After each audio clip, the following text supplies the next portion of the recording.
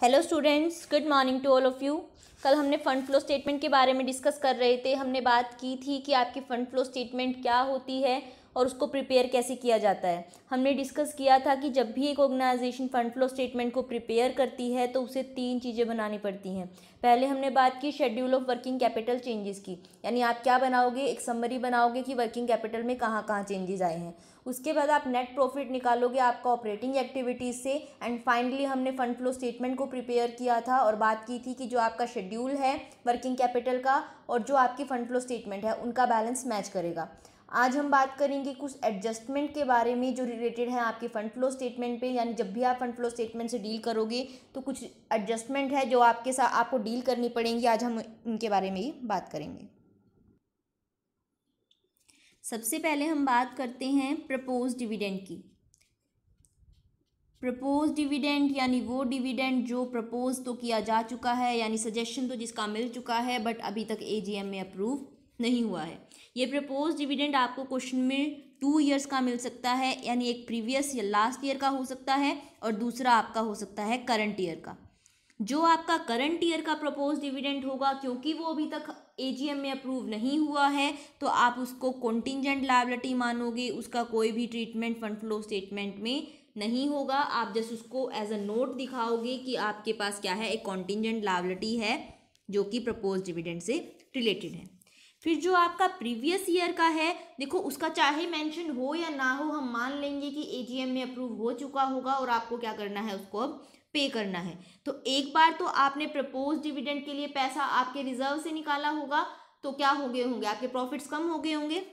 But हमें net profit कौन सा चाहिए, प्रॉपर पूरा चाहिए ऑपरेटिंग एक्टिविटी से, यानी एक बार तो आप फंड फ्रॉम ऑपरेशन निकालते हुए क्या कर दोगे, इस डिविडेंड को वापस ऐड कर दोगे, क्योंकि आप पहले प्रॉफिट एंड लॉस में इसको लेस कर चुके होगे। और दूसरी बार क्योंकि आप डिविडेंड दोगे, यानी आपका पैसा क्या है, जाएगा, आउटफ्लो होगा, यानी एप्लीकेशन में लिखोगे फंड फ्लो स्टेटमेंट की, आउटफ्लो कह लो या एप्लीकेशन में कह लो, आप क्या करोगे फंड फ्लो स्टेटमेंट में ऐसे एज अ आउटफ्लो दिखाओगे, एज एन एप्लीकेशन दिखाओगे कि आपका पैसा गया है। सेकंड जो एडजस्टमेंट है हमारी वो है प्रोविज़न फॉर टैक्सेशन की। देखो जो प्रोविज़न फॉर टैक्सेशन है, कुछ फर्म्स इसे करंट लायबिलिटी मानती हैं जबकि कुछ इसे नॉन करंट लायबिलिटी मानती है। क्योंकि देखो टैक्स है, हो सकता है वैसे नॉर्मली हम मानते हैं कि हमें इमीडिएट फ्यूचर में देना होगा तो हम उसे करंट लायबिलिटी ट्रीट कर लेते हैं, बट ज़रूरी नहीं है कि हमें बिल्कुल 12 महीने के अंदर देना हो, कई बार लेट भी देना होता है तो वो नॉन करंट लायबिलिटी भी हो सकती है। क्वेश्चन में नॉर्मली आपको नहीं बताया गया होगा कि आपको उसे करंट लायबिलिटी मानना है या नॉन करंट लायबिलिटी मानना है। देखो पहले हम ट्रीटमेंट की बात कर लेते हैं, फिर बताती हूँ कि आपको क्या मान के करना है। अगर आप उसे मानते हो करंट लायबिलिटी की तरह, यानी आप क्या मान रहे हो कि आपको उसकी पेमेंट 12 महीने के अंदर अंदर करनी है, तो आपको सिर्फ उसका एक ट्रीटमेंट करना है। और वो क्या, जब आप शेड्यूल बनाओगे वर्किंग कैपिटल चेंजेस का, वहाँ पर आप इसके चेंजेस को भी दिखाओगे। यानी आपको मान लो एक प्रीवियस ईयर का दिया हुआ है 20,000 और एक करंट ईयर का दिया हुआ है 30,000, तो जो इनमें चेंज आया है, यानी increase in current liability, increase in current liability को हम डिक्रीज इन वर्किंग कैपिटल में दिखाते हैं, उसी तरह शो करोगे और इसका कोई भी ट्रीटमेंट नहीं होगा। अगर आपको क्वेश्चन में अलग से साथ में ये भी बताया है कि आपने कितना टैक्स पे किया है, तो उसकी भी एंट्री आपको कोई करने की ज़रूरत नहीं है, क्योंकि अगर आप इसे करंट लायबिलिटी मान रहे हो तो इसका मतलब प्रोविजन फॉर टैक्स जब पे करोगे तो एंट्री क्या होगी, कैश जाएगा और प्रोविजन फॉर टैक्स का अकाउंट का बैलेंस डिडक्ट हो जाएगा, यानी provision for tax account debit to cash. इसको भी हमने करंट लायबिलिटी माना है, ये हमारी करंट असेट है, यानी दोनों करंट अकाउंट इन्वॉल्व है तो भी हमारी एंट्री नहीं होती। यानी अगर आप उसे करंट लायबिलिटी मानते हो तो आपको सिर्फ सिंगल एक ही ट्रीटमेंट करना है schedule of working capital changes में। दूसरा, अगर इसे माना जाता है नॉन करंट लायबिलिटी, यानी आप ये उसको वर्किंग कैपिटल में तो फिर ट्रीट करोगे नहीं, क्योंकि वर्किंग कैपिटल में तो हमारी सिर्फ करंट लायबिलिटी आती है। तो आपको क्या करना है, एक बार तो आपने प्रोविजन फॉर टैक्स जो पिछले साल का है, यानी जो आपने प्रोविजन फॉर टैक्स बनाया है इस बार का, सॉरी जो पिछले बार का है वो तो इस बार पे किया होगा। अगर आप उसे पे कर रहे हो तो आप दिखाओगे फंड फ्लो स्टेटमेंट की एप्लीकेशन में कि आपका पैसा क्या गया, टैक्स पे करने के लिए चला गया, जो पोर्शन आपने टैक्स पे किया है उसके लिए। और जो करंट ईयर का प्रोविज़न आपने बनाया है तो वो क्या किया होगा, प्रॉफिट में से डिडक्ट किया होगा, तो उसे वापस फंड फ्रॉम ऑपरेशन निकालते हुए ऐड करोगे। जो आपका कैश फ्लो में ट्रीटमेंट होता था प्रोविजन फॉर टैक्स का, कि आपको क्या करना है, एक बार तो फंड फ्रॉम ऑपरेशन को निकालते हुए वापस ऐड बैक करना है, और जितना आपने पे किया है उतना आपको एप्लीकेशन में दिखाना है। अगर कोई एडजस्टमेंट गिवन नहीं है तो हम मान सकते हैं कि पिछले साल वाला 20,000 पूरा पे किया होगा जैसे पहले मानते थे, उसको एप्लीकेशन में दिखा देंगे, और जो करंट ईयर का 30,000 है उसे क्या कर देंगे, फंड फ्रॉम ऑपरेशन निकालते हुए ऐड कर देंगे। अब जो वहाँ पर बात की थी कि इससे रिलेटेड एडजस्टमेंट भी हो सकती हैं, वो यहाँ पर भी केस अप्लाई होता है। यानी आपको क्या करना पड़ेगा, अगर आप उसे नॉन करंट लायबिलिटी मानते हो, देखो करंट लायबिलिटी मानते हो तो आपको चाहे कुछ भी दिया हो, हमें कोई एडजस्टमेंट नहीं करनी, कोई अकाउंट नहीं बनाना। बट अगर नॉन करंट लायबिलिटी माननी है और कोई एडजस्टमेंट गिवन है, तो ऐसे में आपको प्रोविजन फॉर टैक्सेशन का अकाउंट बनाना पड़ेगा। प्रोविजन फॉर टैक्सेशन का अकाउंट बनाने के लिए करंट लायबिलिटी है तो एक बार बाय बैलेंस ब्रॉट डाउन और दूसरी बार टू बैलेंस कैरी डाउन। फिर हमने बात की थी, अगर आपको क्या दिया है, करंट ईयर में कितना टैक्स बनता है वो दिया है, यानी by statement of profit and loss में से आपने कितना टैक्स बनाया है वो दिया है, तो आपकी बैलेंसिंग फिगर जो निकल जाएगी वो निकल जाएगी टैक्स पेड। और अगर टैक्स पेड दिया है तो आपकी बैलेंसिंग फिगर निकल जाएगी statement of profit and loss वाला। ऐसे में आपने जो करंट ईयर वाला बनाया है वो तो आप फंड फ्रॉम ऑपरेशन में ऐड करते हो, और जो टैक्स पे वाला है वो एप्लीकेशन में दिखाते हो। ये तो था आपका ट्रीटमेंट। अब बात आती है कि आप मानोगे क्या, करंट लायबिलिटी या नॉन करंट लायबिलिटी। देखो अगर आपको कोई भी एडजस्टमेंट गिवन नहीं है, वैसे तो आप किसी भी केस में कुछ भी मान लो गलत नहीं होता, बट नॉर्मली जो फॉलो किया जाता है कि अगर कोई भी आपको एडजस्टमेंट नहीं दी है तो आप उसे करंट लायबिलिटी मानोगे और सिर्फ जो इंक्रीज या डिक्रीज है उसको शो करोगे आपके शेड्यूल में। लेकिन अगर आपको कोई भी एडजस्टमेंट क्वेश्चन में दी हुई है प्रोविजन फॉर टैक्सेशन से रिलेटेड, तो ऐसे में आप उसे नॉन करंट लायबिलिटी की तरह ट्रीट करते हुए अकाउंट बनाओगे, और जो भी ट्रांजेक्शन होती है, यानी एक बार फंड फ्लो फ्रॉम ऑपरेशन निकालते हुए ऐड करोगे करंट ईयर का, और जो मतलब जो टैक्स पे किया है उसको एप्लीकेशन में दिखाओगे, तब आप वो फॉलो करोगे। ठीक है, यानी without adjustment current liability, with adjustment आप मानोगे always non current liability. Third जो हमारी एडजस्टमेंट बनती है वो है फिक्स्ड असेट से रिलेटेड। फिक्स्ड असेट से रिलेटेड यहाँ पर भी वही दो केस हैं जो हमारे कैश फ्लो स्टेटमेंट में थे। देखो मैंने पहले ही कहा था ऑलमोस्ट एडजस्टमेंट आपकी मिलती जुलती हैं। यहाँ पर भी हो सकता है आपकी फिक्स असेट नेट वैल्यू पे दिखाई गई हो, और हो सकता है ग्रोस वैल्यू पे दिखाई हो। ग्रोस वैल्यू की हमने बात की थी कि आपने क्या किया होगा, असेट की वैल्यू को डेप्रिसिएशन असेट में से लेस ना करके अलग अलग से दिखाया होगा एज एन एक्यूमुलेटेड डेप्रिसिएशन। तो ग्रोस वैल्यू पे दिखाया है तो आप दो अकाउंट बनाओगे, एक असेट अकाउंट बनाओगे और दूसरा एक्यूमुलेटेड डेप्रिसिएशन अकाउंट बनाओगे। अगर नेट वैल्यू पे दिखाया है यानी डेप्रिसिएशन लेस करके ही वैल्यू बैलेंस शीट में शो है, तो आप सिर्फ एक ही अकाउंट बनाओगे जो कि है आपका असेट अकाउंट। अगर आप बनाते हो दो अकाउंट, यानी असेट अकाउंट भी बनाते हो और एक्यूमुलेटेड डेप्रिसिएशन भी बनाते हो, तो जो आपका एक्यूमुलेटेड डेप्रिसिएशन अकाउंट है उससे आपको पता चलेगा कि करंट ईयर का डेप्रिसिएशन कितना है। ये लायबिलिटी होती है तो एक इसका बाय बैलेंस ब्रॉट डाउन होगा, दूसरा इसका टू बैलेंस कैरिड डाउन होगा। जो भी आपने असेट सेल की होगी उससे जो प्रॉफिट या लॉस हुआ होगा, जो उसका डेप्रिसिएशन रहा होगा, आप उसको क्या कर दोगे, एक्यूमुलेटेड डेप्रिसिएशन से कम कर दोगे जो असेट सेल की है। फिर जो आपका बैलेंसिंग फिगर आएगी वो आ जाएगा आपका करंट ईयर का डेप्रिसिएशन। और फिर जब फिक्स असेट का अकाउंट बनाओगे तो वहाँ पर आपको क्या करना है, फिक्स असेट का टू बैलेंस ब्रॉट डाउन रखना है, बाय बैलेंस कैरी डाउन रखना है, जो भी परचेज सेल दी हुई है वो करोगे। यानी आपका जो एक्यूमुलेटेड डेप्रिसिएशन अकाउंट है वहाँ से आपको करंट ईयर के डेप्रिसिएशन का बैलेंस मिल जाएगा और फिक्स असेट से परचेज या सेल का बैलेंस मिल जाएगा। आप करोगे क्या, जो आपको परचेज का अमाउंट निकलेगा कि आपने कितनी फिक्स असेट परचेज की है, तो परचेज की है तो पैसा गया होगा तो उससे क्या दिखाओगे, एप्लीकेशन में दिखाओगे, कहाँ पर, फंड फ्लो स्टेटमेंट में। अगर आपने सेल की है तो आपके पास पैसा आया होगा तो सोर्स में दिखाओगे, किसमें, फंड फ्लो स्टेटमेंट में। अगर आपको क्या है, फिक्स असेट के सेल करने से कोई लॉस हुआ है, लॉस ऑन सेल है आपका, तो आपने उसे क्या किया होगा, प्रॉफिट एंड लॉस में डेबिट किया होगा, नहीं करना था तो यानी फंड फ्रॉम ऑपरेशन निकालते हुए वापस ऐड करोगे।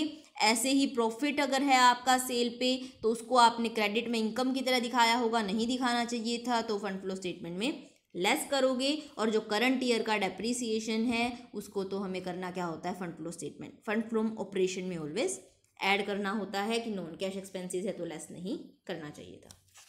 दूसरा, अगर आप बनाते हो नेट वैल्यू पे तो एक ही अकाउंट बनाओगे, यहाँ पर जो आपकी बैलेंसिंग फिगर निकलेगी वो आपकी सेल भी निकल सकती है, परचेज भी निकल सकती है, और अगर आपको करंट ईयर का डेप्रिसिएशन गिवन नहीं है तो आपकी बैलेंसिंग फिगर करंट ईयर का डेप्रिसिएशन भी निकल सकती है। जो अकाउंट है आपका एग्जैक्ट सेम उसी तरीके से बनेगा जैसे हमने कैश फ्लो स्टेटमेंट में बात की थी, चाहे वो नेट वैल्यू से बना रहे हो चाहे ग्रोस वैल्यू से। जस्ट ट्रांजैक्शंस आपको ये ध्यान रखनी है, वैसे तो सेम ही है। इनफ्लो हो, ये क्या है, परचेज कर रहे हो तो आउटफ्लो हो रहा है, सेल कर रहे हो तो इनफ्लो हो रहा है, जस्ट नाम चेंज है कि इनफ्लो को हमने सोर्स का नाम दिया है और आउटफ्लो को एप्लीकेशन का, और कोई भी चेंज आपकी एडजस्टमेंट में नहीं है related to fix asset. Practical questions पे जाने से पहले एक बार एक छोटे से थ्योरी का टॉपिक है उसे डिस्कस कर लेते हैं, देन हम कंप्लीट फुल फ्लेज क्वेश्चन को डिस्कस करेंगे। क्या डेप्रिसिएशन सोर्स ऑफ फंड होता है या नहीं होता? देखो वैसे तो जो डेप्रिसिएशन है वो एक नॉन फंडेड एक्सपेंस है, क्योंकि देखो जब भी हम डेप्रिसिएशन लगाते हैं तो जस्ट क्या होती है, ये एक बुक एंट्री होती है, इसकी वजह से हमारा कोई भी पैसा बाहर नहीं जा रहा, तो ये क्या होता है, हम मानते हैं कि ये आपका नो फंडेड आइटम है, यानी इसे कोई भी फंड फ्लो नहीं होता। लेकिन क्योंकि ये रेगुलर ऑपरेटिंग से जुड़ा हुआ है एक ऑर्गेनाइजेशन के, इसीलिए हम इसे ऑपरेटिंग एक्टिविटी की तरह दिखाते हैं। देखो ऑपरेटिंग एक्टिविटी की तरह दिखाते हैं, इसका मतलब ये मत मानना कि फिर हम फंड फ्लो फ्रॉम ऑपरेशन में वापस ऐड क्यों करते हैं, वहाँ पर हम इसलिए ऐड करते हैं क्योंकि ये नॉन कैश एक्सपेंस है, अदरवाइज ये ऑपरेटिंग एक्टिविटी का पार्ट होता है। लेकिन स्टिल इसको लेके दो आर्ग्यूमेंट हैं, एक फेवर में है कि डेप्रिसिएशन फंड का सोर्स है और दूसरा अगेंस्ट में है। जो फेवर वाले हैं वो ये बोलते हैं कि अगर हमारा जो है ऑर्गेनाइजेशन डेप्रिसिएशन लगाती है तो उसकी वजह से क्या हो जाता है, एक तो हमारा टैक्स की लायबिलिटी रिड्यूस हो जाती है, यानी हमें टैक्स कम देना पड़ता है। अगर हमें टैक्स, क्योंकि देखो प्रॉफिट में से ही डेप्रिसिएशन लेस होगा तो प्रॉफिट कम होगा, और प्रॉफिट जो बचेगा नेट प्रॉफिट उसी के ऊपर टैक्स निकलता है। इसका मतलब डेप्रिसिएशन लगाने की वजह से हमें टैक्स कम देना पड़ रहा है, तो जो टैक्स बच रहा है वो फंड किसकी वजह से आया है, डेप्रिसिएशन की वजह से। इस वजह से ये लोग बोलते हैं कि डेप्रिसिएशन सोर्स ऑफ फंड है। दूसरा ये कहते हैं कि डेप्रिसिएशन लगाने की वजह से हमारे ऑर्गेनाइजेशन के प्रॉफिट कम दिखते हैं, जिसकी वजह से हमें डिविडेंड भी कम देना पड़ता है, तो ये क्या है, आपका डेप्रिसिएशन सोर्स ऑफ फंड है। बट जो अगेंस्ट वाले हैं वो बोलते हैं कि अगर कंपनी के पास प्रॉफिट ही ना हो स्टिल वो डेप्रिसिएशन लगा रही है, तो वहाँ पर उस केस में बताओ कि पैसा कहाँ से आया। दूसरा वो लोग बोलते हैं कि अगर आप क्या कर रहे हो, अगर हम ये कह दें कि डेप्रिसिएशन की वजह से ऑर्गेनाइजेशन में फंड आ जाता है, तो ऐसे में कोई भी ऑर्गेनाइजेशन को शेयर्स डिबेंचर इशू करने की ज़रूरत है ही नहीं। जब भी फंड चाहिए डेप्रिसिएशन ज़्यादा लगा दो, आपके ऑर्गेनाइजेशन में फंड आ गया। बट एक्चुअल में तो ऐसा करने से कोई भी फ़ायदा नहीं होगा, कोई भी पैसा आपके पास नहीं आया है, तो वो लोग बोलते हैं कि डेप्रिसिएशन कोई भी फंड का सोर्स नहीं है। अगर हम कंक्लूड करें तो देखो डेप्रिसिएशन वैसे तो देखा जाए तो नो फंडेड आइटम है, इससे कोई भी फंड फ्लो नहीं होता। हाउएवर ये फंड को रेगुलेट करता है, यानी टैक्स लायबिलिटी जो इसकी वजह से रिड्यूस होती है, डिविडेंड जो इसकी वजह से रिड्यूस होता है, तो यानी कहीं ना कहीं ये फंड फ्लो पर इफेक्ट डालता है, बट एक्चुअल में ये फंड फ्लो का सोर्स नहीं है। छोटा सा टॉपिक था बट कई बार थ्योरी में इंक्लूड हो जाता है, इसलिए हमने इसको डिस्कस कर लिया। अब हम अपने फुल फ्लैज क्वेश्चंस को डिस्कस करते हैं। आपको क्या दी हुई है, बैलेंस शीट दी हुई है एक कंपनी की, और आपको बोला हुआ है आपको क्या बनानी है, प्रिपेयर करनी है statement of change in working capital, and साथ में आपको बनाना है फंड फ्लो स्टेटमेंट। देखो जब आपको बोल दिया कि फंड फ्लो स्टेटमेंट बनानी है तो ऑब्वियस सी बात है फंड फ्रॉम ऑपरेशन तो हमें निकालना ही पड़ेगा, क्योंकि उसी का बैलेंस आपकी फंड फ्लो स्टेटमेंट में ट्रांसफ़र होता है। सबसे पहले हम बनाते हैं statement of changes in working capital. उसके लिए आपको क्या करना है, जितनी भी करंट असेट है और करंट लायबिलिटी है उनके बैलेंसेस के चेंजेस को देखना है। पहले सारी करंट असेट्स को ले लेते हैं। आपके पास इन्वेंट्री है जो आपकी पहले 70,000 की थी, अब 97 की हो गई है। इंक्रीज इन करंट लायबिलिटी यानी इंक्रीज इन वर्किंग कैपिटल। फिर ट्रेड रिसीवेबल्स हैं वो भी आपके इंक्रीज़ हुए हैं तो इंक्रीज़ करेंगे वर्किंग कैपिटल को। कैश एंड कैश इक्विवेलेंट्स क्या है, इंक्रीज़ हुए हैं, वो भी आपकी वर्किंग कैपिटल को इंक्रीज़ करेंगे। और जो आपकी अदर करंट असेट है वो भी आपकी क्या करेंगी, वर्किंग कैपिटल को इंक्रीज़ करेंगी। देन हमें करंट लायबिलिटी को ट्रीट करना है। करंट लायबिलिटी में ट्रेड पेबल्स आपके डिक्रीज़ हुए हैं यानी ये वर्किंग कैपिटल को इंक्रीज़ करेंगे। और प्रोविजन फॉर टैक्सेस इंक्रीज़ हुए हैं। देखो कोई भी एडजस्टमेंट नहीं है इसलिए हम प्रोविजन फॉर टैक्स को क्या मानेंगे, करंट लायबिलिटी मानेंगे। और वो क्या हो रही है, इंक्रीज़ हो रही है, तो वर्किंग कैपिटल को डिक्रीज़ करेगी। ये सारा ट्रीटमेंट करने के बाद हमारे पास डायरेक्ट बैलेंस आ जाएगा कि आपकी क्या हुई है, ओवरऑल इंक्रीज़ हुई है वर्किंग कैपिटल कितनी, 2,77,000। अब हमें बनाना है fund from operation end fund flow statement. One by one item को ट्रीट करते हैं, वैसे भी कोई एडजस्टमेंट नहीं है हमारे पास। शेयर कैपिटल पिछली बार 1.5 लाख की थी, अब 4 लाख की हो गई है, यानी 2.5 लाख से इंक्रीज हुई है, यानी क्या हुआ होगा, आपने इशू किए होंगे, यानी क्या है आपका इनफ्लो है, सोर्स ऑफ फंड है, तो आप इसको सोर्स ऑफ फंड में लिखोगे। रिजर्व एंड सरप्लस पिछली बार 10,000 के थे, अब 35,000 के हो गए हैं, तो इसको कहाँ ट्रीट करोगे, फंड फ्रॉम ऑपरेशन निकालते हुए नेट प्रॉफिट जब हम लेते हैं तो 35,000 माइनस 10,000 25,000 को वहाँ कंसीडर करोगे। देन आपको नॉन करंट लायबिलिटी दी है, डिबेंचर्स पहले 2 लाख के थे, अब 4 लाख के हुए हैं, यानी इशू ऑफ डिबेंचर है, इनफ्लो है, सोर्स ऑफ फंड में आएगा। करंट लायबिलिटी को हम ऑलरेडी ट्रीट कर चुके हैं। देन हमें नॉन करंट असेट दी हुई है, पिछली बार 3 लाख की थी, अब 5 लाख की है, तो आप क्या करोगे, इसका अकाउंट बनाओगे। वैसे तो कोई एडजस्टमेंट नहीं है, तो हमें बिना अकाउंट बनाए भी पता चल रहा है कि असेट हमने परचेज ही की है 2 लाख की, तो 2 लाख की परचेज की है, यानी आपका पैसा गया होगा, एप्लीकेशन में जाएगा, बट स्टिल आप अकाउंट बना के दिखाओगे कि to balance brought down, by balance carry down, तो आपका जो बैलेंस आएगा वो क्या आ जाएगा कि आपने 2 लाख की असेट परचेज की है। देन आपको गुडविल दी है, पिछली बार 10,000 की थी, अब की बार 8,000 की है, यानी आपने गुडविल रिटर्न ऑफ की होगी, रिटर्न ऑफ की होगी तो प्रॉफिट एंड लॉस में डेबिट किया होगा, जबकि ये नॉन कैश एक्सपेंस था, तो इसको क्या कर दोगे, वापस फंड फ्रॉम ऑपरेशन में 2,000 वापस ऐड कर दोगे। करंट असेट को हम ऑलरेडी ट्रीट कर चुके हैं। Just question complete. आपको अब सिर्फ टोटल करना है, जो आपका फंड फ्रॉम ऑपरेशन है उससे रिलेटेड 2 ही आइटम थी, 25,000 के हमारे नेट प्रॉफिट आए थे, 2,000 की गुडविल रिटर्न ऑफ, यानी 27,000 आ गया।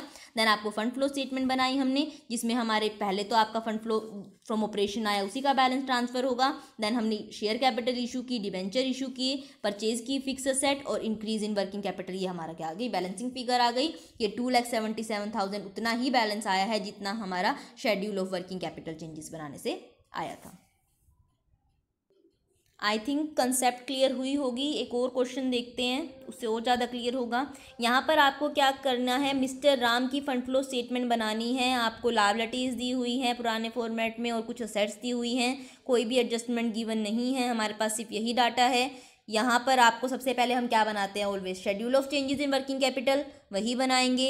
आप यहाँ पर कौन कौन सी आपकी करंट लायबिलिटी है, हमारे पास सन्ड्री क्रेडिटर्स हैं, बैंक ओवरड्राफ्ट है एंड आउटस्टैंडिंग एक्सपेंसेस हैं, ये तीनों करंट लायबिलिटी है। इनको वर्किंग कैपिटल जो शेड्यूल बनाओगे वहाँ ट्रीट करोगे। ऊपर हमें करंट असेट लेनी होती हैं, उसके लिए हमारे पास कैश, डेटर्स एंड स्टॉक दिए हुए हैं, उनको ट्रीट करोगे। और जो आपका बैलेंस आएगा वो क्या आ जाएगा, आपका schedule in working capital changes आ गए हमारे पास। उसके बाद हमें क्या बनानी है, हमें फंड फ्लो स्टेटमेंट बनानी है, तो फंड फ्रॉम ऑपरेशन भी निकालने पड़ेंगे। अब देखो हमारे पास यहाँ पर कोई भी नेट प्रॉफिट गिवन नहीं है जिसके थ्रू हम निकाल सकें हमारा क्या, जो हमें नेट प्रॉफिट चाहिए होता है, यानी हमारे चेंजेस निकालने के लिए नेट प्रॉफिट के हमारे पास कोई रिजर्व एंड सरप्लस का बैलेंस नहीं है।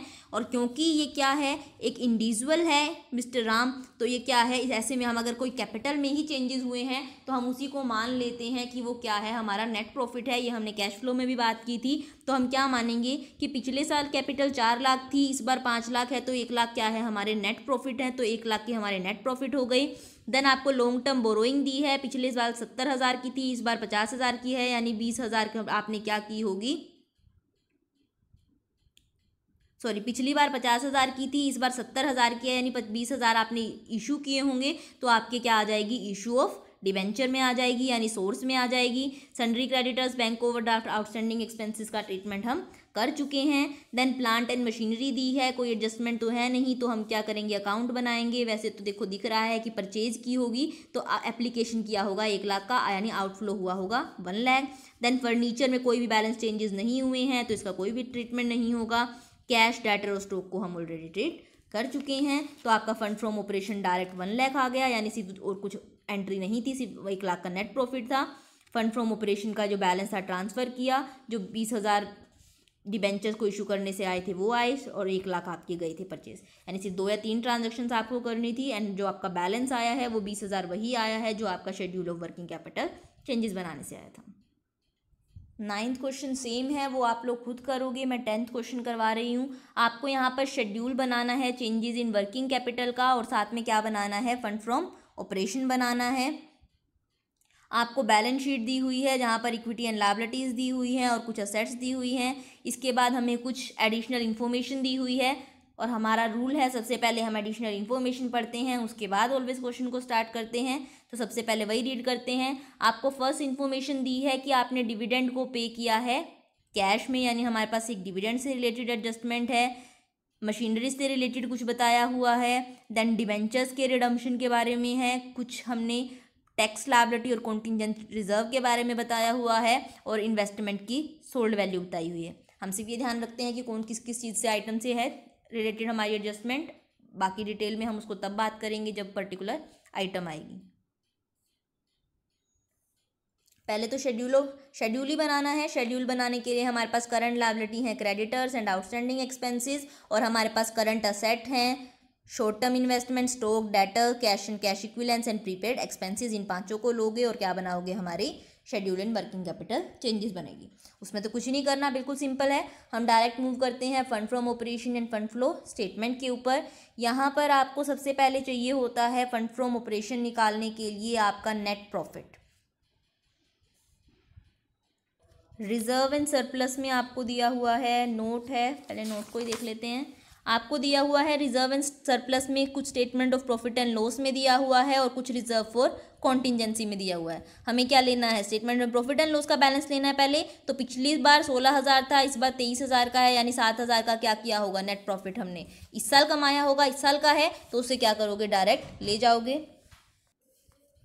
देन हमें रिजर्व फॉर कॉन्टिजेंसीज दी हैं। देखो लास्ट ईयर में 60,000 की थी और इस बार 50,000 की हो गई है, यानी 10,000 से रिड्यूस हुई हैं, तो 10,000 लेस होने चाहिए। लेकिन इससे रिलेटेड एडजस्टमेंट थी कि आपने क्या किया है, उससे टैक्स लायबिलिटी बनाई है। टैक्स लायबिलिटी यानी प्रोविजन क्रिएट किया है, तो वो चीज़ हमें ऐड करनी पड़ेगी। तो एक चीज़ ऐड करनी है, एक चीज़ लेस करनी है, हम इसका कोई भी ट्रीटमेंट नहीं करेंगे, यानी इसका कोई भी ट्रीटमेंट हमारे फंड फ्लो स्टेटमेंट में होगा ही नहीं।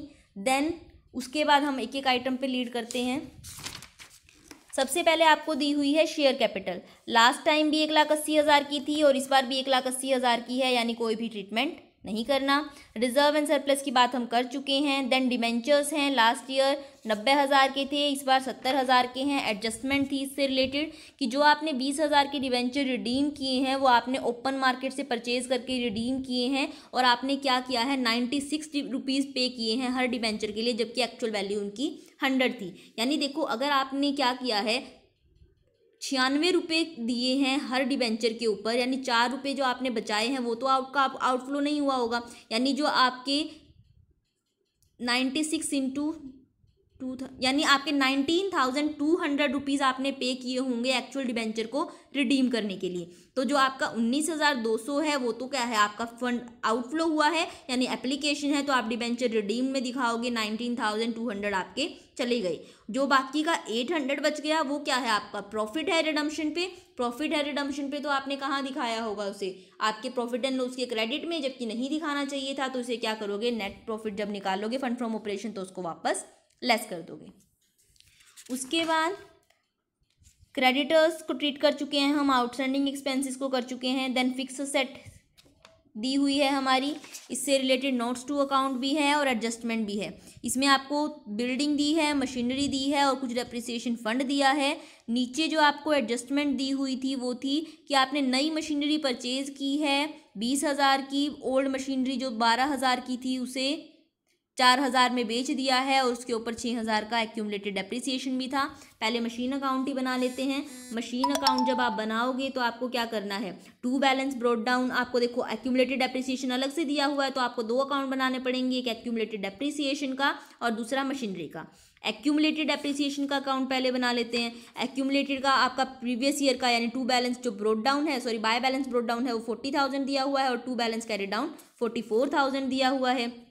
इसके साथ जो असेट बेची है उसका एक्यूमुलेटेड डेप्रिसिएशन 6,000 का था, तो आपका क्या आ जाएगा बाकी बचता हुआ कि इस साल का आपने डेप्रिसिएशन कितना था, वो 10,000 आप कहाँ कर दोगे, ऐड कर दोगे अपने फंड फ्रॉम ऑपरेशन निकालते हुए। उसके बाद जो आपको दिया, आपको क्या बनानी है, मशीनरी अकाउंट बनाना है। टू बैलेंस ब्रॉट डाउन आपका दिया हुआ है 72,000 और बाय बैलेंस कैरी डाउन दिया हुआ है 80,000, दोनों को किया। उसके बाद आपको असेट से रिलेटेड इन्फॉर्मेशन थी कि आपने क्या किया है, 20,000 की मशीनरी परचेज की है, तो machinery account debit to bank होता है, यानी डेबिट साइड में दिखा दोगे कि 20,000 की परचेज की है। देन आपको वो पता है कि आपको बताया गया है कि 12,000 की मशीनरी थी 4,000 में बेची है, 6,000 डेप्रिसिएशन था, यानी 2,000 का लॉस हुआ होगा, तो 2,000 का लॉस दिखाओगे, साथ में 4,000 पैसे आए हैं, रुपए आए हैं, और 6,000 उस सेट का डेप्रिसिएशन था। बैलेंसिंग फिगर कुछ नहीं बच रही है, या बैलेंसिंग फिगर जो 20,000 के आगे इन्होंने लिखा है, वैसे तो ये डायरेक्ट गिवन ही था कि आपने मशीनरी परचेज की है, तो दोनों साइड के बैलेंस क्या हो रहे हैं, इक्वल आ रहे हैं। जो आपकी मशीनरी परचेज की है इसको तो आप एप्लीकेशन में दिखा दोगे, जो सेल की है उसको सोर्स में दिखा दोगे, और डेप्रिसिएशन का ट्रीटमेंट तो हम बात कर ही चुके हैं। साथ में जो ये लॉस है सेल का, इसको भी ऐड कर दोगे आपके फंड फ्रॉम ऑपरेशन में। बिल्डिंग आपकी वैल्यू चेंज नहीं हुई है, इसका मतलब उसकी कोई भी ट्रांजैक्शन नहीं है। अब देख लेते हैं हमारी कोई एडजस्टमेंट तो नहीं रह गई। डिविडेंड पे किया है हमने कैश में, डिविडेंड पे किया है, एक तो हमने क्या किया होगा, इसे प्रॉफिट एंड लॉस में डेबिट किया होगा, नहीं करना चाहिए था, तो इसे क्या कर दोगे, वापस ऐड कर दोगे इस डिविडेंड की पेमेंट को। जो ये डिविडेंड निकालोगे ये आपकी ओपनिंग जो कैपिटल थी, यानी जो आपका 1,80,000 था उसके ऊपर निकलेगा, और एक बार इसको क्या कर दोगे, डिविडेंड पे किया है तो एप्लीकेशन ऑफ फंड में दिखा दोगे। मशीनरी से रिलेटेड कर चुके हैं, डिबेंचर से कर चुके हैं, कॉन्टिजेंसी रिजर्व और इन्वेस्टमेंट। इन्वेस्टमेंट देखो जो दी हुई है ये आपकी क्या है, शॉर्ट टर्म इन्वेस्टमेंट थी, शॉर्ट टर्म इन्वेस्टमेंट थी यानी करंट असेट थी, यानी इसका तो जो भी ट्रीटमेंट होना था हमारा शेड्यूल्स में होना था वो हम कर चुके हैं। वैसे भी बुक वैल्यू पे है, यानी कोई प्रॉफिट और लॉस इसका है नहीं है, तो इसका और भी कोई ट्रीटमेंट आपको नहीं करना। जैसे अब आप टोटल करोगे, जो यहाँ से आपका फंड फ्रॉम ऑपरेशन से बैलेंस आएगा उसे फंड फ्लो स्टेटमेंट में लेके जाओगे, एंड देन वहाँ पर जो बैलेंस आया है वो वही आएगा जो आपका कहाँ पर आया था, जो आपका आया था schedule of working capital changes से। सिंपल कंसेप्ट है। 11th क्वेश्चन आप खुद ट्राई करोगे, 12th क्वेश्चन में कुछ न्यू पॉइंट्स हैं, 12th क्वेश्चन से हम कल डिस्कस करेंगे। 11th तक तब तक आप ट्राई करो, कुछ प्रॉब्लम हो तो पूछ लेना। Thank you.